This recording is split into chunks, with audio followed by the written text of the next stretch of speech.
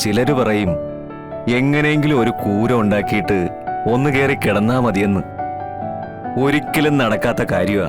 ഒരു വീട് വെക്കണം, അതിന് വാസ്തുശാസ്ത്രം വേണം, പിന്നെ ആ വീടിനെ നമ്മൾ ഇഷ്ടപ്പെടണം, അതിലുപരി ആ വീടിന് നമ്മളെ ഇഷ്ടപ്പെടണം. എന്നാൽ മാത്രമേ ആ വീട്ടിൽ കിടന്നാൽ ശാന്തിയോടും സമാധാനത്തോടും ഉറങ്ങാൻ പറ്റൂ.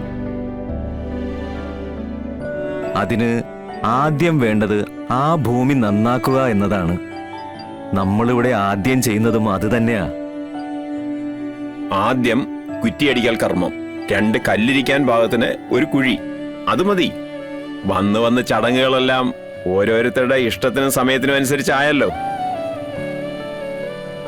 ഇപ്പോഴത്തെ പുതിയ തലമുറ അവരുടേതായ ഇഷ്ടങ്ങളിലൂടെയാ ഇങ്ങനെയുള്ള ചടങ്ങുകൾ കൊണ്ടുപോകുന്നത്. പക്ഷേ വാസ്തുശാസ്ത്രം സത്യമാണ്. സംശയമുണ്ടെങ്കിൽ വടക്കോട്ട് ചെരിവുള്ള ഭൂമിയിൽ വീട് വെച്ച് നോക്കൂ. ഐശ്വര്യ.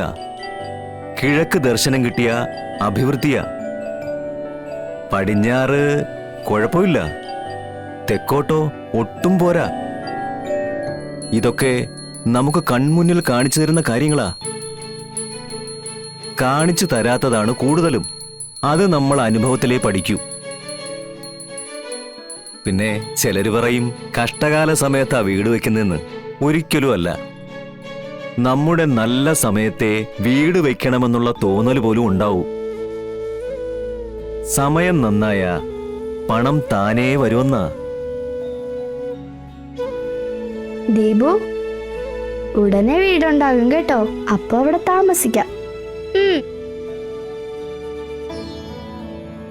മുടക്കങ്ങളൊന്നും കൂടാതെ വീട് പണി തീർത്തു തരണേയെന്ന് പ്രാർത്ഥിച്ചോളൂ. കുറ്റിയടിക്കൽ ചടങ്ങ് നടക്കാൻ പോവാ. അത് കഴിഞ്ഞ് കല്ലിടൽ കർമ്മം. ആ,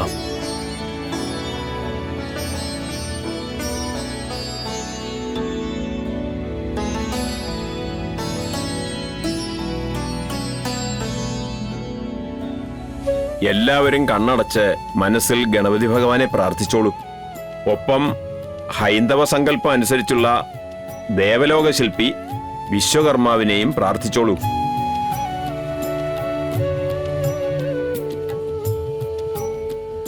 പ്രാർത്ഥിച്ചു കഴിഞ്ഞെങ്കിൽ നമുക്ക് കുറ്റിയടിക്കാം.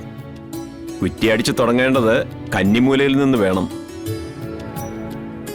അവസാന കുറ്റിയടിക്കേണ്ടത് അഗ്നികോണിലും. അഗ്നികോൺ ഊർജത്തിന്റെ പ്രതീകമാണ്.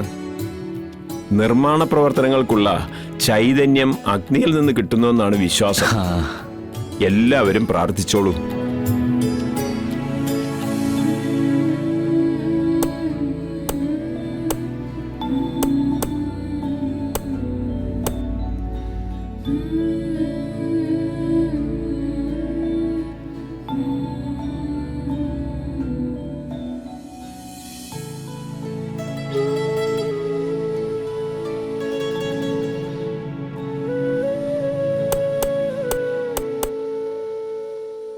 നന്ദിയുണ്ട് മാഡം. സന്തോഷായില്ലേ? ഇനിയും എത്രയും പെട്ടെന്ന് ഇവിടെ ഒരു വീട് വരും. എന്തിനാ കരയുന്നേ? സങ്കടങ്ങളെല്ലാം തീരാൻ പോവല്ലേ? എന്റെ മോക്ക് നല്ലൊരു വീട് വെച്ച് താമസിക്കണമെന്ന് വലിയ ആഗ്രഹമായിരുന്നു. പക്ഷെ ആ ഭാഗ്യം അവൾക്കുണ്ടായില്ല.